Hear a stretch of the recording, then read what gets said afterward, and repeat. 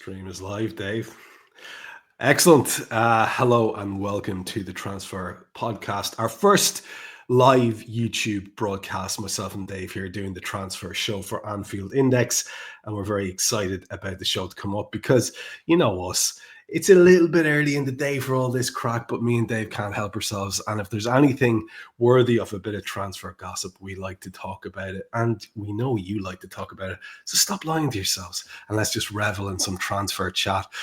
Dave, how you doing, my friend? Mate, honestly, I was thinking today, Arne Slot's come in and done what he's done. Brilliant. The Reds are 5 points clear at the top of the league, a perfect record in the Champions League. That's erotic. The only sort of small hemorrhoid on the arse of anything right now could just be the contract situation, which obviously everyone's talking about, and potential transfers, which gets everyone like us excited. So we are facing into it and we're going to see if we can make it a full hat trick of good stuff. Let's get that cream applied to said hemorrhoid and see if we can get rid of it. And just so everybody knows what it is we're planning for the show this evening, Dave's laid out a sort of a running order for us. We're going to start with those contracts because why would you not? It's what everyone's talking about. We'll move on then to some of the major links that are floating around in relation to the Reds. And yes, it does include the Mountain lad and the lad from Real Madrid. We'll get to that. We'll talk then about our forward line in sort of tangential to transfers, because there are some attackers being linked to the Reds as well. And so that makes us then have to think about our own current existing forwards who might be making way, whether soon or at the end of the season or whatever. And then finally, we'll finish with some chat about the defence. There's been an awful lot of left back talk. And of course, one of the contract situations is our man, Trent. So let's start with the contracts, Dave. It's sort of obsessing everybody. And I think it went from a situation where if you were talking about it, you were kind of getting tutted by people saying, don't worry, it's going to happen. Trust the system, trust the club, trust in everything. And then even those people started to get nervous. And then I was amongst that lot. You know, I wasn't ever preaching. I don't like preaching to people. So I was just kind of saying, oh, okay, I wish it was done. I think it should be done, especially when we had almost zero incomings. We took a punt on a lad who turns out is a wonderfully talented footballer, but potentially a real sick note. So we had minimum risk by the ownership group. Yes, we understood, didn't we, Dave, that getting Slot on board, and I had Jan waxing lyrical about that on Mulby on the spot last week, and he's right. It is the key appointment, and it has proven to be. And he was saying, you know, those lads are going to be sitting down, having a cup of tea every day, quite happy with themselves. Like we've nailed this. Whereas the rest of us are saying, Jesus, we want more footballers because we're fans, and that's what we do. We thought at least the consolation prize, Dave, would be that the contracts would get done quickly. It's not like it's small potatoes. It's Virgil van Dijk. It's Mo Salah, the two most consequential players of our recent history. And it's Trent Alexander-Arnold, who may well be the most consequential player of Liverpool's history in terms of all of those three put together, if he stays around and continues to add to his legacy. This is not small potatoes, like I said.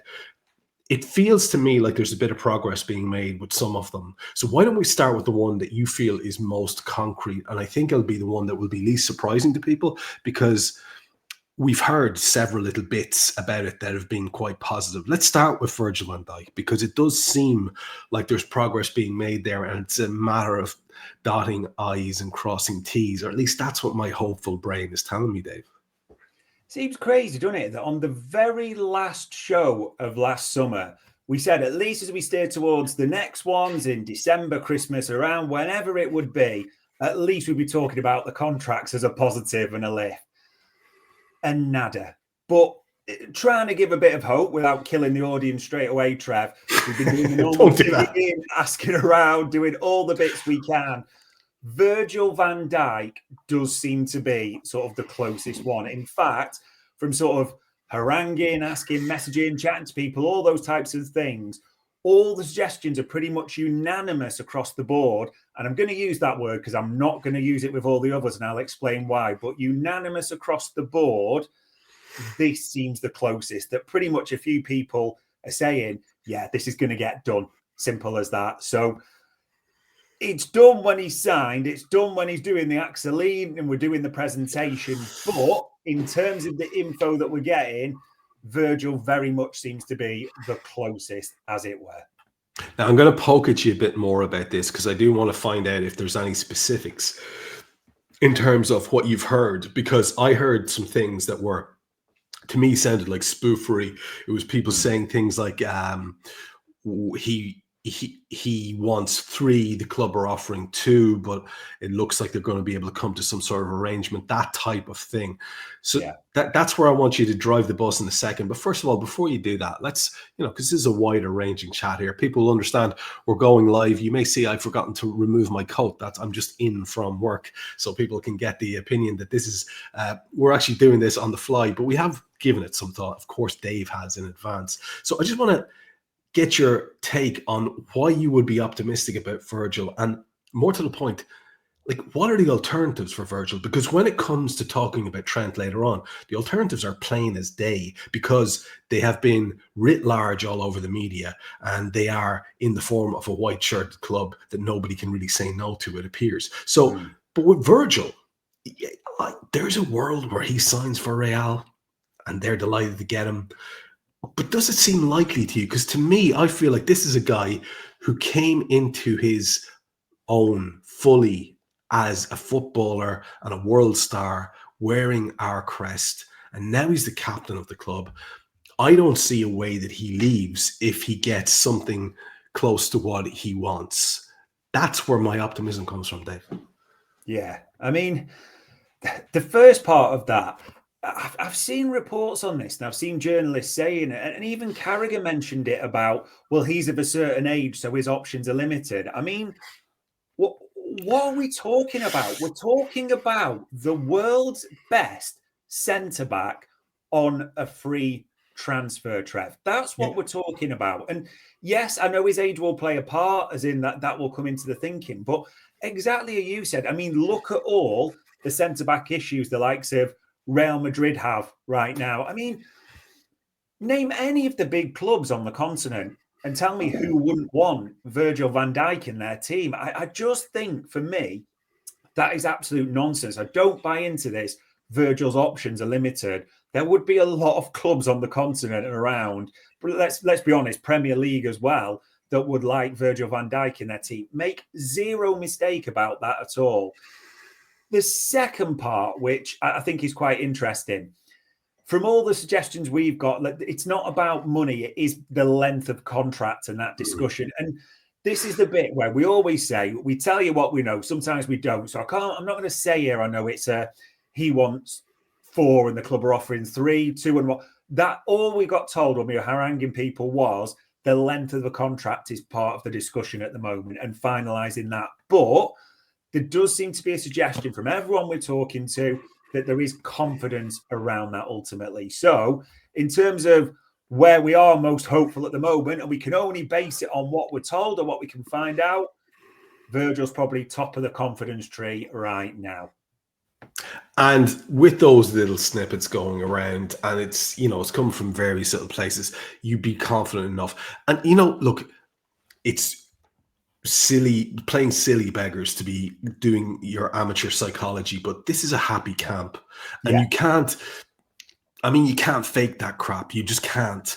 Our lads, they look genuinely happy, and it's the comparative happiness of Virgil as I see him going around the place, and calm, quiet, sort of contented sort of air that I get off him, and the fact that he started the season like a house on fire.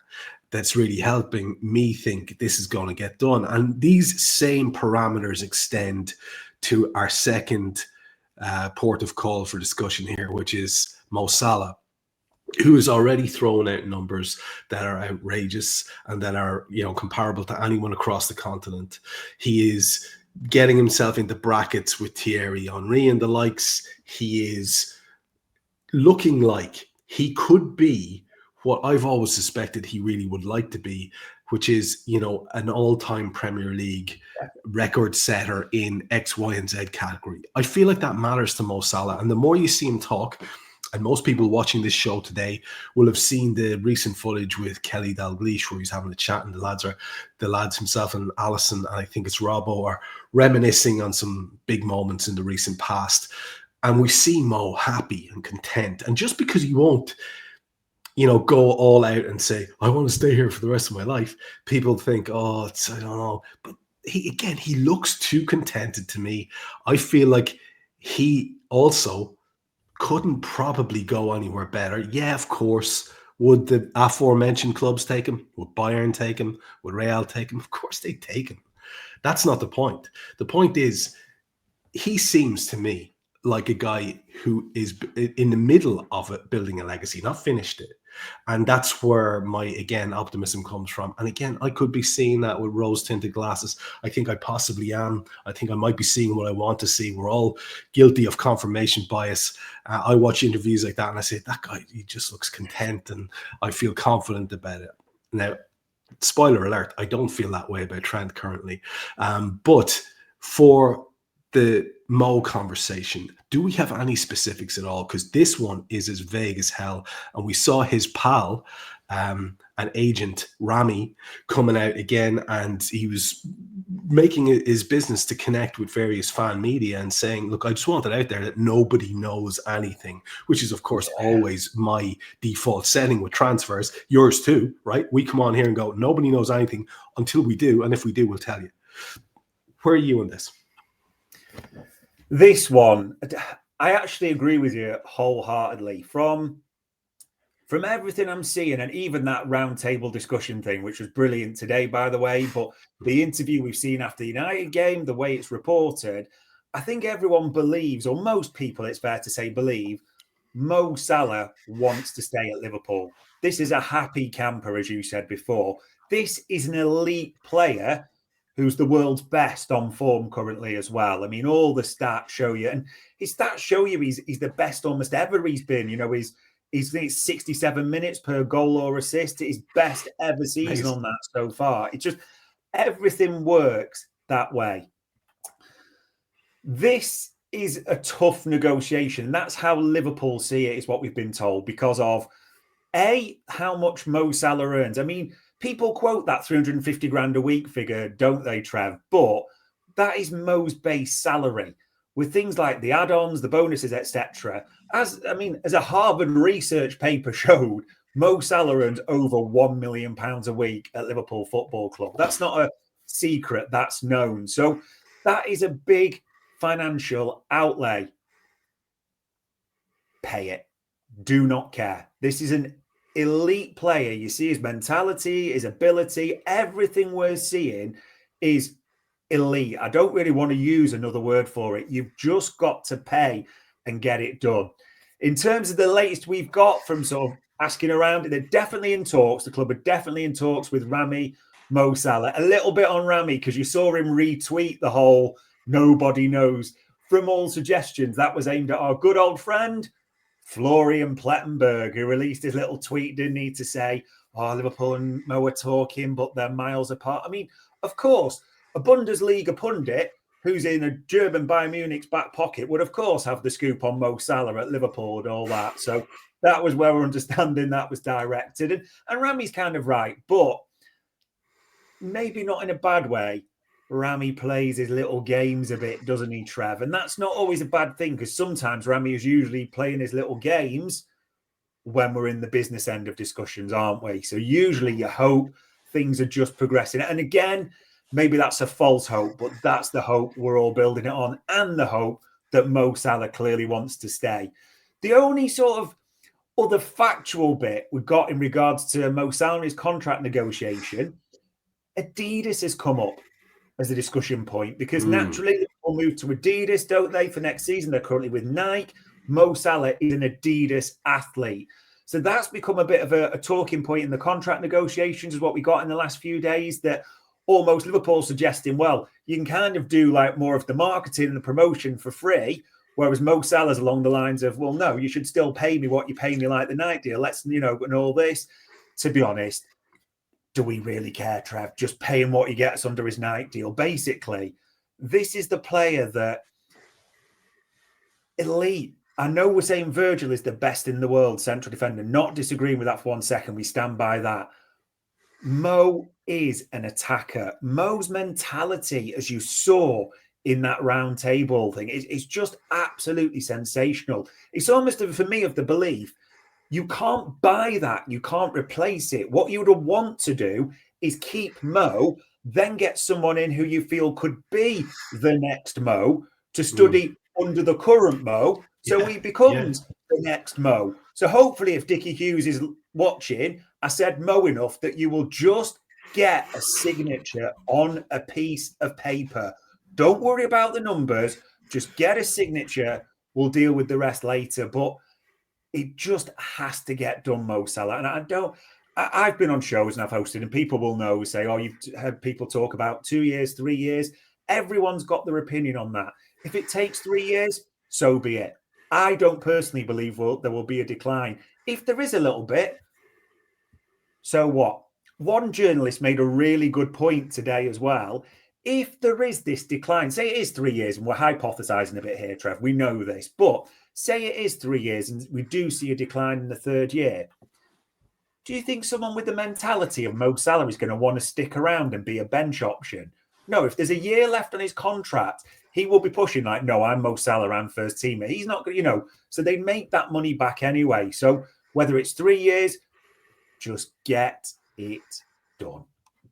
Yeah, I love that extra bit on Adidas. I think that's really interesting. And we can see now where the complications might be coming in and just how, impactful they might be in terms of any decisions that are getting made about remuneration for Mo, because that throws a spanner in the works for sure. And it's an added complication that maybe, well, certainly I wasn't aware of until this evening and having this chat with you. And this is where you always bring the goods. I'm very interested that you drove the bus to that particular point that you did at the end of the conversation. That's where I was going with a question to you really quick.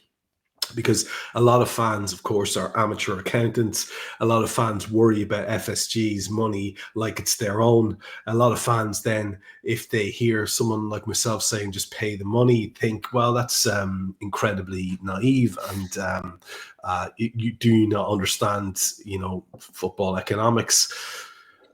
So I have a very simple sort of default answer for all of that. Yes. And I don't care, because again, I don't really care about, I'm call it old school, but Shankly used to talk about how the directors were there to sign the checks, right? I think Clough said something similar, and it's overly simplistic. And yes, I understand we can all take a sort of pride in the way our club is run, Dave, but it doesn't keep us warm at night, man. What keeps us warm at night is trophies and being in the run for trophies, being in the reckoning for said trophies. So I want to ask you, is it, like, I've heard you say it, but I just want to double down on this. Is there any way at all in which, like, unless it's absurd, you don't pay the man his money for you? Because I think most fans are looking at this guy's output, and I really love that little twist you put on it. So there is a falling off in year 3. Again, like you said, he might be 36 or 35 at the time, but he will then go, Saudi, here I come, and we'll get a boatload of money for him, or whatever it happens to be. So it's not going to be such, or even we'll get him off our books, whatever it happens to be. There's no way you don't pay the man what he feels he is worth within reason. I don't see us being held hostage by Mo Salah. I think all we're trying to do, and all the club should be trying to do, is maintain the services of a once-in-a-generation footballer. Is it that clear-cut for you? Yeah, there's a question and a statement to it for me. I suppose the big question would be, if it's a question of cost, if Mo Salah goes, how much is it going to cost to replace him in terms of what you lose? And in fact, you talk about these players, Trev, that probably you are not going to get just one player to replace him. Almost like FSG Moneyball, you're going to have to replace him in the aggregate, aren't you? You'd probably have to do a couple of signings. If you know, it will cost a fortune as a collective even. So that's the question bit. The second bit that resonates with me is it's almost a statement, but we keep hearing it, and I do believe this. Mickey Edwards, all the suits upstairs, etc. We've got the smartest operators. That's the phrase you hear, isn't it? The smartest operators in club football, and they will back themselves, okay? Well, if they're smart operators, it's a stupid move to not renew Mo Salah. Couldn't put it better myself. Let's get to the thorny issue of the Trent Alexander-Arnold discussion, because there's a lot more moving parts here in many ways. There's the player's comparative youth. Yeah. There is his comparative saleability backed on that. There is the fact that there's been openly acknowledged interest from a club which actually features one of his best pals, and a club where you could see him thinking, and listen, don't underestimate this. I think some people are naive about this kind of stuff. He is the age he is. Or I'm an old bastard, so I predate PlayStation. But that generation does not. And you see the excitement when the lads get their little packages saying what their relative stats are and all the rest of it. So what I'm saying is, and I don't take this the wrong way. What I'm saying is, you have a fella here who is faced with the realistic possibility of performing with, you know, the Harlem Globetrotters of football, the undisputed biggest club in the world, and their recent record has just nailed it down for at least another couple of decades. Yeah. It's impossible for a fella not to consider what that might be like for him to be playing there. And the change on the back of Klopp leaving must have been massively tempting. Here's where I'm hopeful.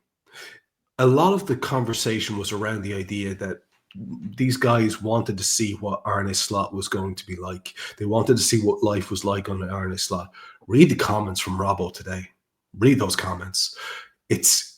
Could not be more in praise of the manager and his staff, talking about him and Mo were always first to training and last to leave, and now they're being beaten to training by these guys, and those guys are still there after Mo and Rob will leave. Praising the work ethic, but more to the point, the quality of the work that's being done. And you can't fool these guys. They've had Jurgen Klopp as their gaffer for years. You can't fool them. They're not going to just buy any old shit story that comes out. They're going to have to be impressed. It seems to me, Dave, like they're impressed. Now, Trent has also been very complimentary, whilst also being, I suppose, a little bit less than committed in the clear language that people will want to hear him say. There are things going around this evening, Dave, from, I don't know whether they're reputable sources or not, for the first time in a while that I've heard that are quite positive, saying that he has an interest in staying because he wants to, you know, cement his legacy, become club captain, all those kind of things. Again, I don't know if this is fanciful. There are, like I say, moving parts here. Can you fill us in on some of them as far as you're concerned and what you think is going on?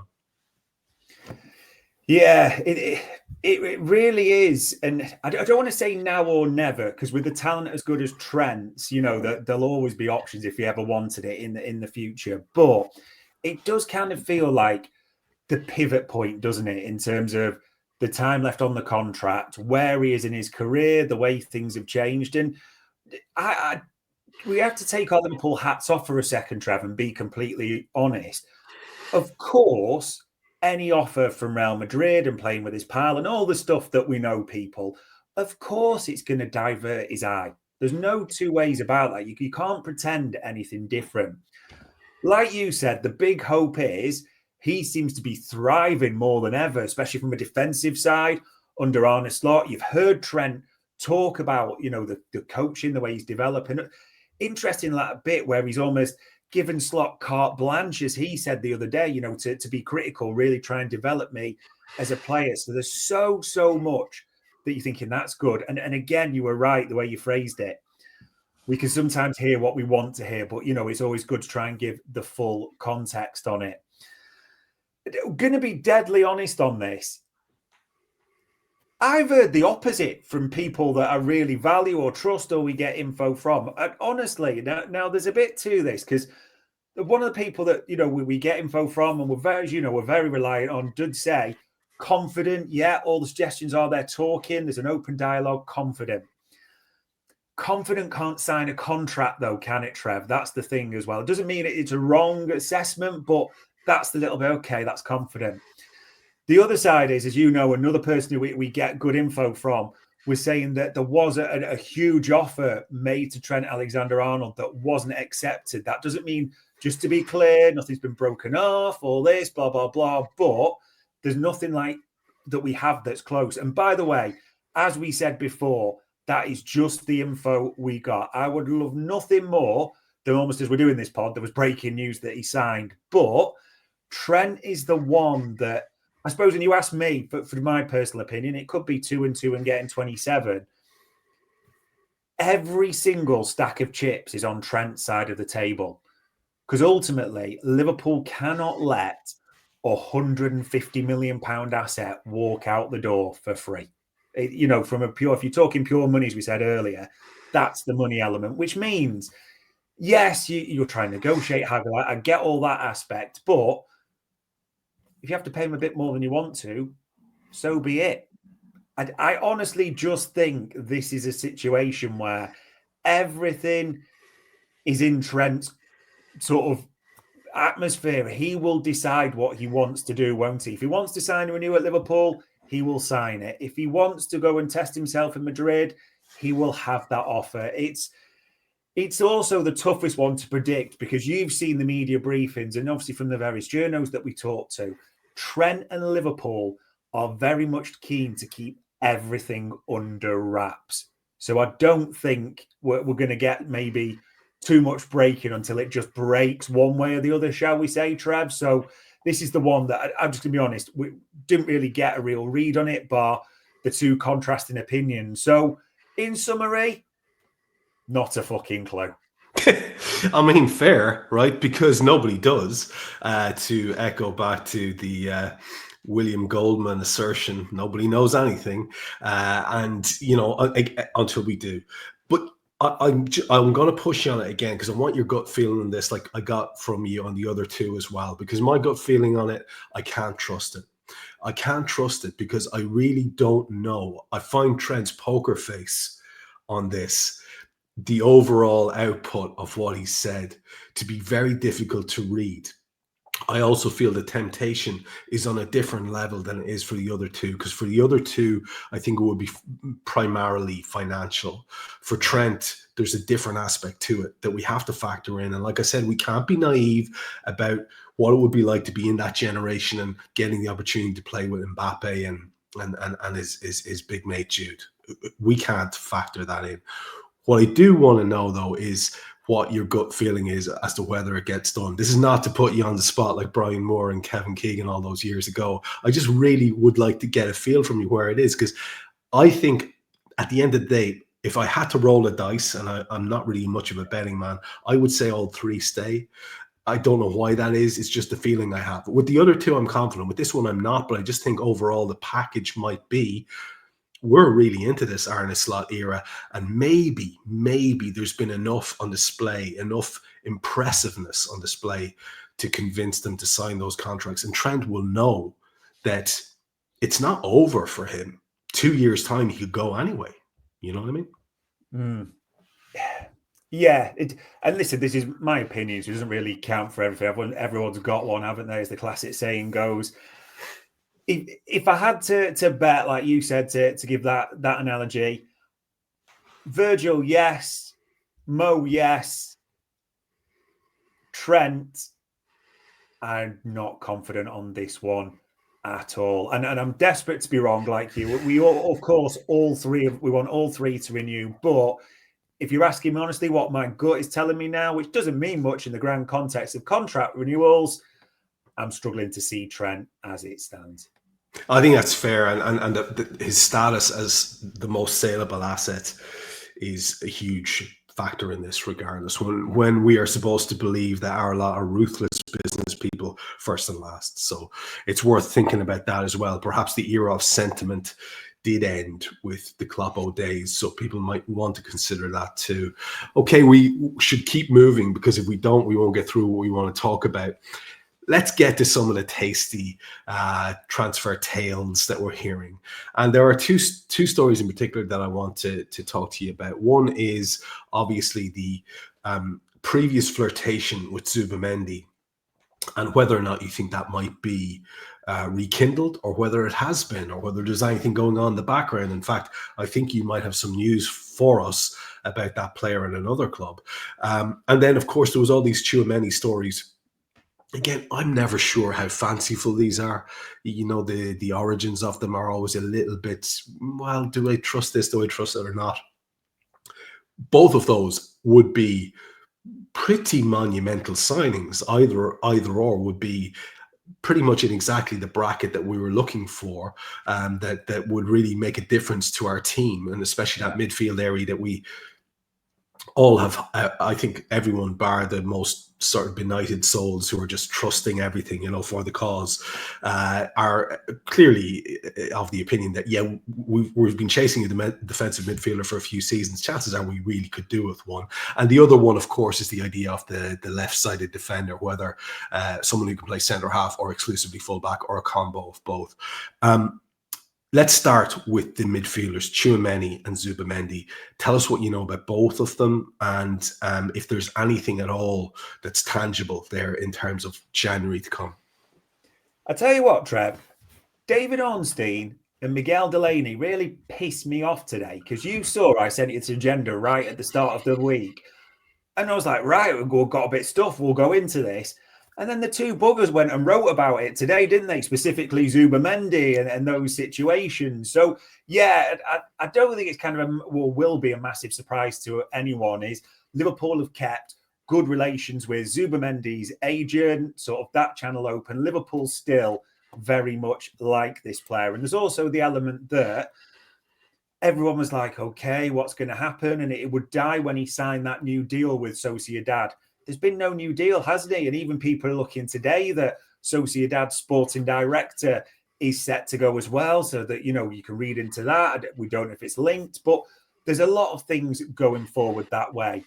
The problem is, at the same time, and again, I don't think this is going to surprise many people, that speaking to various journalists as we do, Manchester City have got an interest in Zubamendi, especially for potentially January. However, this is important to say, because we chased around. Is there any chance that there's no indication on any part that Zubamendi will A, be willing to, or B, that Sociedad will sanction? I know people are going to jump on the release clause thing, but there's nothing that indicates the sort of a willingness to move in January. So that is an important part to say. I don't know, I can't say that even if there is a move in the reckoning, that it won't be till the summer. So that's the important part that we got as well. But there is a lot of interest still from Liverpool and from others in Martin Zubamendi. So that's the first one to say. Tchouaméni, a name that's been linked with Liverpool for many years, mainly under Jurgen Klopp, and a lot of people. I've seen all sorts on Twitter about it, and naturally, as we do, and asking, sort of trying to dig around, we came to the grand score of getting absolutely zero on this. I've got to be honest, Trev.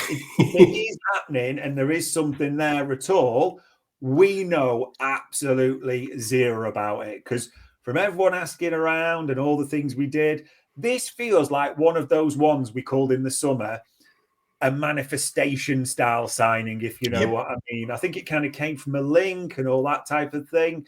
That that there's been a few shows where people have talked about it. The profile of that midfielder we're looking at, that it's not the old sort of destroyer, and this is not belittling Tchouaméni, who's a fantastic player, by the way, but profile might come into it. You could argue that, but in simple terms, from asking around as much as we can, nada on Tchouaméni, something on Zubamendi. Yeah, it did feel always as if, like I said, the Tchouaméni stuff was a sort of an opportunity for people to drive a few clicks, because maybe they thought, well, he's a little bit unsettled where he is, or whatever happens to be.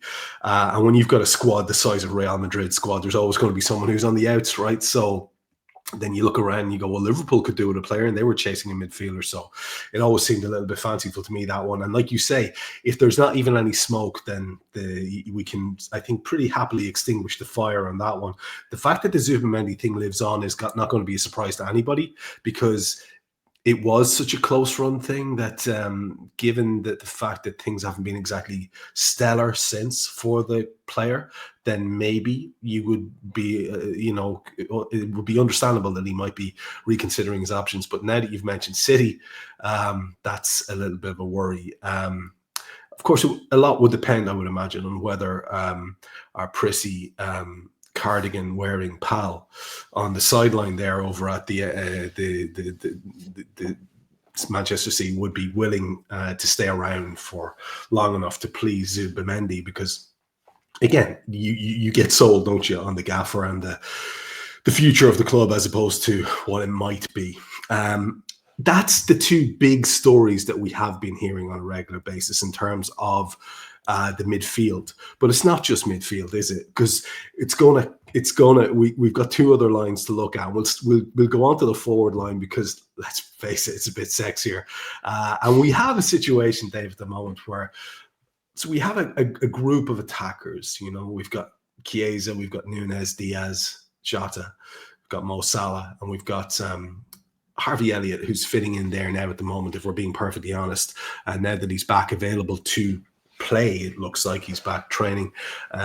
It's hard to see him getting a game in midfield, so that's where he has been fitting in for Slot. If he's going to, it looks like that would be the thing. So we have a roster of very, very good players. I don't know if I mentioned Gakpo there. Obviously, I should have. For the first time in a long time, we're, I won't say well stocked and we don't need to do anything, but it is very healthy and the competition's fantastic. And to see Diaz and Gakpo driving each other to heights, to see, it would be lovely to have someone pushing Mo a little bit more, but we don't need to when he's throwing out numbers like he's currently throwing out. And to have that sort of, potential for changing up the number 9 situation is good as well. But a lot of people are starting to look at the players that we have and question whether or not long-term they're going to be the thing, whether they're going to be the thing under Arne Slot, or if they're ever really just going to, hit the ground the way that we wanted them. Obviously, Darwin's the big one there, because Darwin would be, I think, potentially someone who might be attractive to other clubs.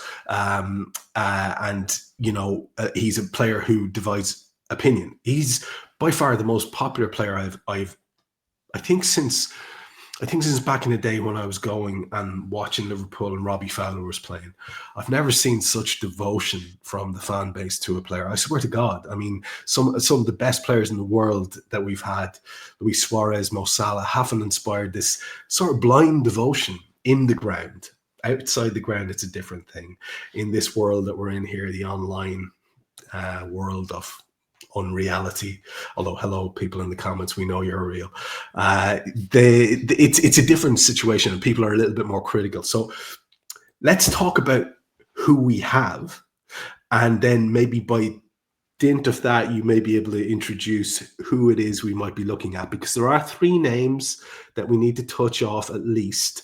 I don't think any of them will be any surprise to people, because they've been mentioned regularly, and I'd like to see how you think they might fit in. So can you just begin by giving me your assessment of our current roster of attackers and who you think might be sort of vulnerable to being moved on in favor of new talent? Yeah, I'll be honest, it was interesting with the forward line, because from the info we got, I wouldn't say it was like jaw-dropping, but it quite surprised me. And if you think about it, the age profile plays a part. I mean, we've dealt with Mo Salah. We've already talked about him. We know what we want to happen. As you said, I think the one to almost dismiss it as well, in a good way, is Cody Gakpo, who's settled, doing well, all those types of things. The Nunez conundrum, as you said, Nunez, like the devotion is unwavering. the big thing about Darwin is no one's really fully sure at the moment. It was quite clear. And by the way, the powers that be, the people who are in charge were quite keen that when they came back in the summer to make it abundantly clear that under their watch, Darwin Núñez probably wouldn't have been signed, for that fee, the profile. They were desperate to make that abundantly clear through all the normal sources. So there's that. So that's an important point, Dave. That's an important point. We can't skip over that because that story felt like it was planted for all of us to see, and it felt really deliberately done. And I thought it was shitty at the time, I'll be honest with you, because I was thinking, because I'm as much of a Darwinite as anyone else, and I don't want to see the guy moving on. I thought I didn't like the feeling I got from that and the idea that story was planted. So it's important to mention that. I think you're right. Sorry, finish out your point, and then I'll start leading you back to who our potential replacements or additions might be. 100%. So there's that one. So that throws the question mark. And we have to be honest about this season. This is Darwin's third season, so it really is now or never. I think as you're starting to hear a few people say that at early doors, we had the whole, if he just gets that coolness, that refinement in his finishing, he'll be there. I think this is Darwin Núñez, to be honest now, and what he is because of his age. So that will play a part. So there is a question mark against Darwin Núñez. There wasn't really anything more than that, but just, again, from asking around, that was what we got. The two I'm going to group together, which was really interesting for me, and the juicy bit of all of it that I got, Diogo Jota and Luis Diaz. People are going to say, why are you grouping these two together? Because of the info and the way it was put to us. Both will be 28 in the summer, Trev. Both will have 2 years left on their deal. Now, we know, and again, from all the briefings, etc., Liverpool do not want to be caught in another situation that 2 years is that mark, isn't it? It's renewal. We don't want to get to a year. No one wants to do that unless it's a plan already to run it down. So those two players are both 28 and get 2 years in the summer. Remember that. Here's the variation between the two.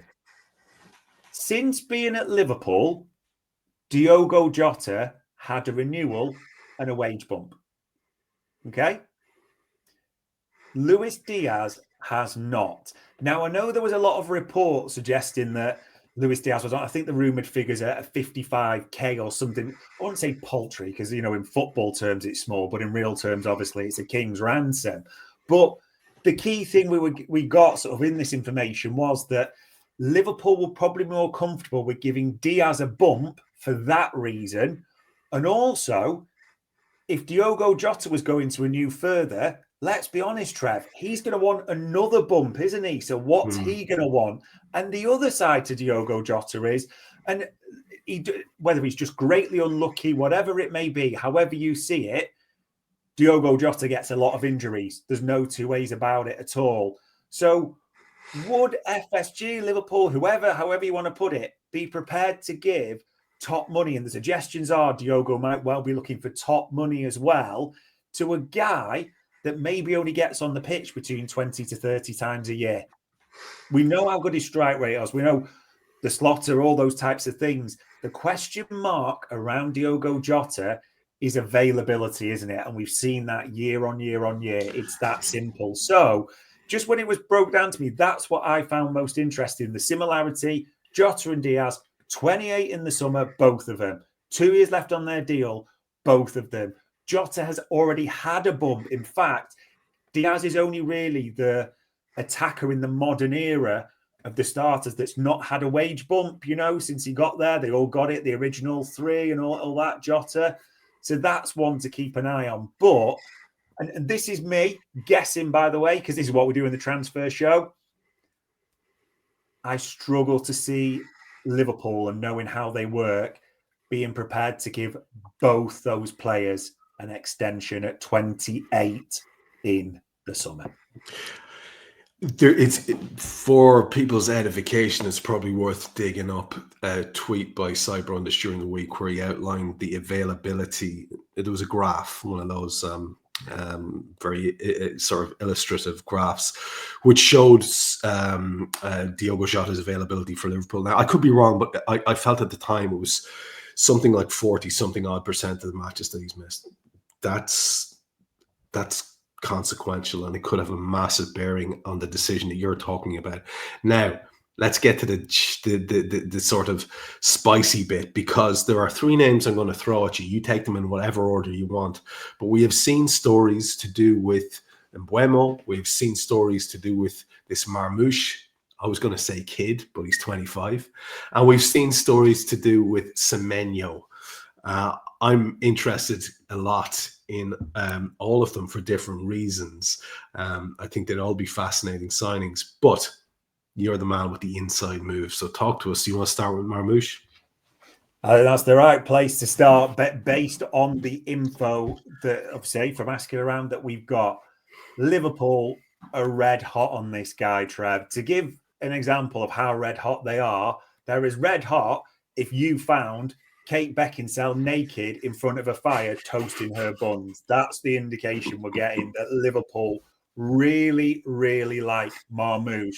However, the other side is Liverpool can't have 7 forwards, can they? Because that's just utterly ridiculous. So one would probably have to go. But for the first bit, Liverpool absolutely, all the info we're getting is Liverpool really like Marmoush. And I saw some people say, and I don't pretend I know him inside out, that he could be a Salah replacement. From asking about that, everything we got, like, not a chance. Different profile of player, doesn't really play on the right side, tends to be more left and moving up to the middle on occasions. You know, absolutely flying for Eintracht Frankfurt, isn't he, this season? You see Marcus Kroescher, I think it's pronounced, I'm probably butchering that name, come out and say that, yeah, the nature of our club for the right price, the links have been with Build, but for this one, absolutely red hot was the indication we were getting on this. Liverpool are very much interested in Marmoush. Just on this guy, right? You mentioned the fact that he plays for Eintracht Frankfurt. I have Wikipedia stats, so I'm not going to claim that they are the be-all and end-all. Never trust Wikipedia because it can be edited. However, it seems that a career total of 174 appearances and 51 goals is not a bad old return. Of course, this doesn't give me assists, and other places would have better stats than that. Currently, at the moment, I think in the Bundesliga, he is on 10 matches, 11 goals, 7 assists in the season to date. That's quite good. 4 matches in the Europa League and 2 goals and 1 assist. And in the Cup, the German Cup, 2 games, 1 goal, 2 assists. So it would appear that the lad is pretty much on fire at the moment, if we're being perfectly honest about it. That seems to be probably an awful lot of the driving force behind the talk. But again, I go back to the fact that he is 25. Does that sound to you like the kind of profile that we were used to be doing? You said something very interesting before we went live here about the attitude of our current manager to player profile ages. Could you loop that into your answer? Because I thought that was fascinating. Yeah, I think that there's the history's been, and we've almost been conditioned to it, shall we say, over our recruitment, that almost like 24's ancient in football terms, isn't it? It would be younger to sort of build. But again, just based on the information we have, Arne Slot is more, let's say, that'd be wrong to say more comfortable, but used to working with what you would call adult footballers, where he can develop them. If you look at the age profile of the team that way as well. And also, if you think of the targets, Zubimendi is no kid, Trev, is he at all? And, you know, the Chiesa is no, I know Chiesa is opportunistic, but they're no kids. And actually, yeah, some people will say, well, hold on, he's 26 in February. There's that element. Well, you would probably suspect if a 26-year-old comes in the summer, it's probably going to be one of those 28-year-olds moving out, isn't there? So there's a bit of a wage decrease and, you know, aging decrease where it will go that way. And just the other important thing to say as well is, contract-wise, Marmoush will have 2 years left in the summer as well. Frankfurt have been trying to get him to get a new contract signed. So obviously they're in a good negotiating position, but all the suggestions are he's holding off on that for obvious reasons. So you have no doubt Liverpool, if they do have those intermediaries, and maybe just suggesting he doesn't sign that as well. But a 26-year-old, don't think we need to batter an eyelid anymore, Trev, to be honest. Excellent. Well, that's an interesting one. And I think an awful lot of people are quite high on that as a possibility. The other two names that were mentioned were Semenyo and Mbeumo. And people will be familiar with them from watching the Premier League. So there's obviously going to be a Premier League tax on either of those two.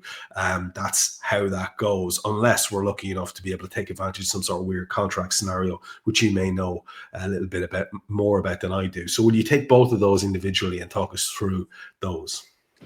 Yeah, and you'll probably almost get a pipeline from where we got certain information from a little bit. But Semenyo's an interesting one, and I've seen him for bits with Bournemouth. I won't pretend I watched Bournemouth inside out, but 24. This is very much, Trev, one that the data element is high on, as in the way his output is scaling, to use that type of phrase. And very much the info we're getting is, I'm not saying Semenyo is a definite target. He's definitely going to be there. But very much the data guys are quite high on Semenyo and the way he's profiling. So that is one. I don't know if you want to file it under keep an eye. And I'm not saying that Liverpool are red hot on him like they are Mamouche, but very much that is the info we're getting there. And Mbeumo, because that's another name that came out, and it's important to mention a little bit of the opposite, that he has clearly been looked at. There's no shock, no surprise from that. However, the big thing about Mbeumo's suggestion we've had is that, to use the classic phrase, he might just be outperforming his XG a little bit at the moment and where the stats and bits indicate. So there's almost an element of caution that way for Mbeumo. The other side to say is, it's like you said, Liverpool, we've always had that sweet spot, haven't we, for forwards, somewhere between 40 to 50 million, where they scale up, and and it's hard to know what price you would get. Semenyo's got quite a few years left on his contract, and that probably goes against us. Bournemouth probably aren't going to want to give a sweet deal to Richard Hughes after he left them for Buzz either, are we? So that's a factor at the same time. Mbeumo's been quite clear. He's only got a few years left to go. He said quite clearly he wants to go on to the next level. So there's that. But again, from the information he said that we got, it's very much that from a data side, the leanings towards Semenyo rather than Mbeumo. We just need to be crystal clear on this. This does not mean there's any move, anything's imminent. It's just the bit that we've got very much, especially with Semenyo. He's almost in that 3-year cycle that the data guys like. So he really is one to keep an eye on. And this is me guessing, by the way, people. I don't know this, but if you were guessing me at the summer, and things always change, it wouldn't surprise me if Mamouche was far higher up in the list than Semenyo is, but Semenyo is probably on the list, if that makes sense. And the only other one that I didn't give you, Trev, and I'll throw a freebie tonight because I only got it sort of from the same source. Liverpool also, and I'm probably pronouncing this wrong, there's quite a few clubs like this kid. I have not really seen him, so I'm not going to pretend I know much about him, bar what I'm told. I think it's Tyler Dibbling. I think the right-sided, left-footer attacker, the youngster, only 18 at Southampton. A lot of the big clubs like him, Liverpool are very much asked to be kept informed if anything happens with him, because he does have 2 years left to go in the summer. Well, putting young Tyler down as a prospect until he is further proven, I just got to ask you something. Do you find yourself excited by those names that were being linked with there? Is there one of them in particular that you're pretty high on? I'm just looking at having a glance there at the comments and see Paul's disgruntled by the idea of at least two of these guys, whether or not they'd be good enough. And look, I'm going to openly admit that Mbeumo, yeah, a good player, but for me, possibly could almost blend into the journeyman thing if Semenyo I've not seen enough of. I don't think anybody has, if they're being perfectly honest. So I'm getting it hard to get too excited about these things. But then again, that's often, like you've pointed out in the past, that's often where we work. That's where our recruitment has been good. Not in the shadows at all, but in the areas where it's a little bit grey and there's potential that has not yet been unlocked. So just to get a last word on this, is there one of those in particular that you're quite high on, or do you think that they are of the standard that we should be courting at this club where we are at the moment? I do get that people will come out and say these are not sexy names, where Marmoush, they'll see what he's doing in the Bundesliga and in Europe and the free kicks there. And I get that there's this sexy element. We like a sexy player on the transfer show, don't we? We like talking about these types of things.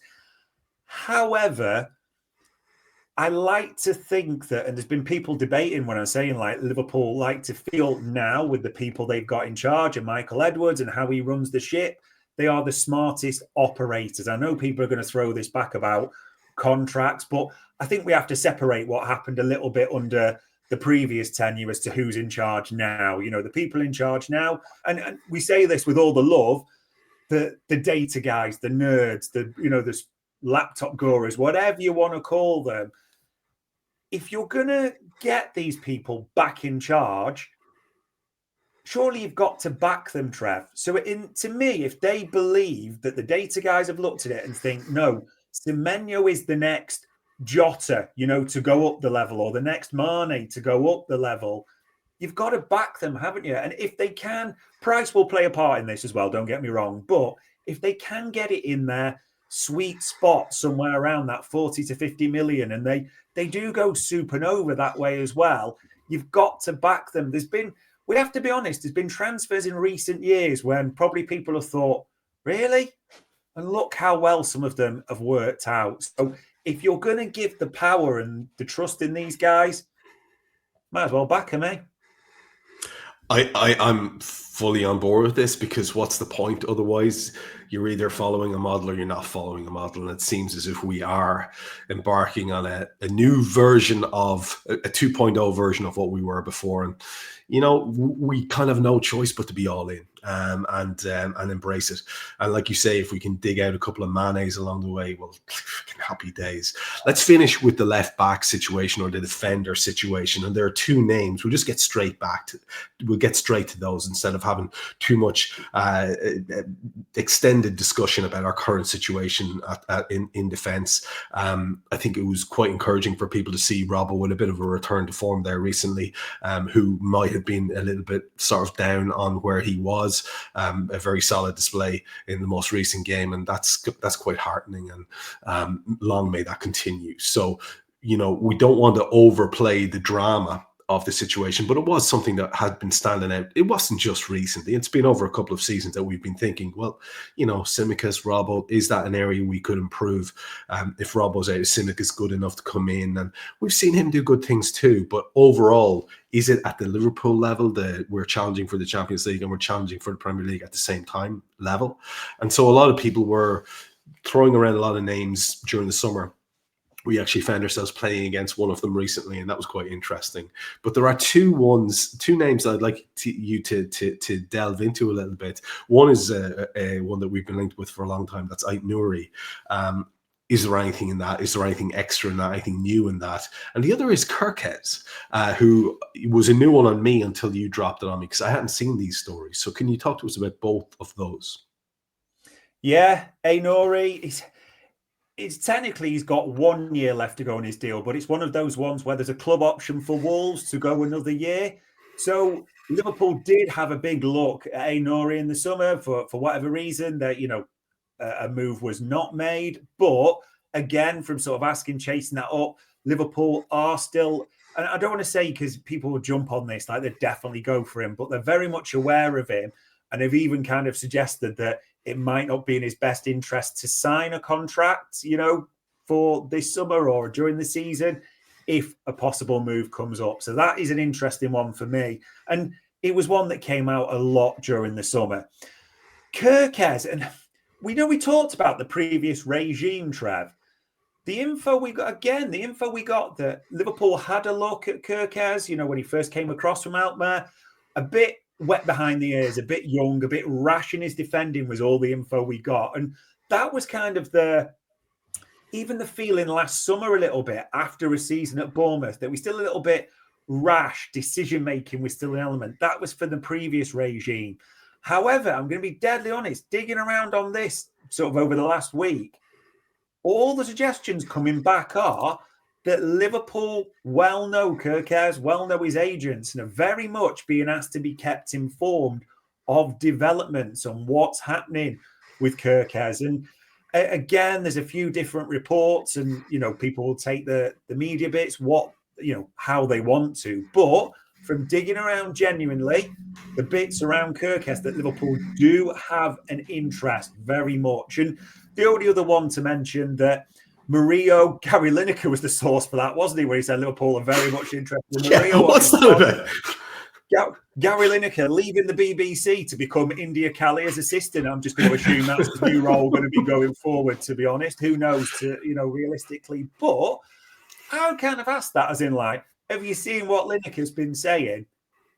Which came back with, they had a good look at him last summer, I was like, what? Yeah, indeed. Now, but again, and this is my assessment, people. This doesn't mean this is what I've been told. This is my assessment. Again, there's been a regime change, as it is phrased, and things so that doesn't mean, it would, I think it's still the same, but it kind of surprised when it got told, like, yeah, they had a real look at him last summer. So yeah, there's your three names. I love it. As ever, you have brought the goods, and it's lovely to be doing this show again with you. We've just hit the hour mark, which means I think we should start checking out. We've gotten through all our topics, so well done us. Go team. It's lovely to be back talking transfers and the possibility of us getting some new players in, because most people have given up all hope of such things on the back of last summer. And we won't lie, Dave, it wasn't easy coming on week after week when nothing was happening. And then we had to make do with the little bonus bonanza that was our Italian friend, who we haven't seen since, alas. So a lot of people will be very anxious for something to happen in January, and a lot of people will think that it's absolutely necessary for a title challenge. That was a whole discussion we were going to have. We haven't had time to have it. Maybe we'll sort of shoehorn another one of these ones in if there are any further rumors, because we know you out there. We know you love all the transfer stuff, you massive tarts, and we're exactly the same pair of tarts. That way, this way, I can't remember, whatever direction it's going, we love it as well. So from myself and Dave, for yet another transfer show, take care.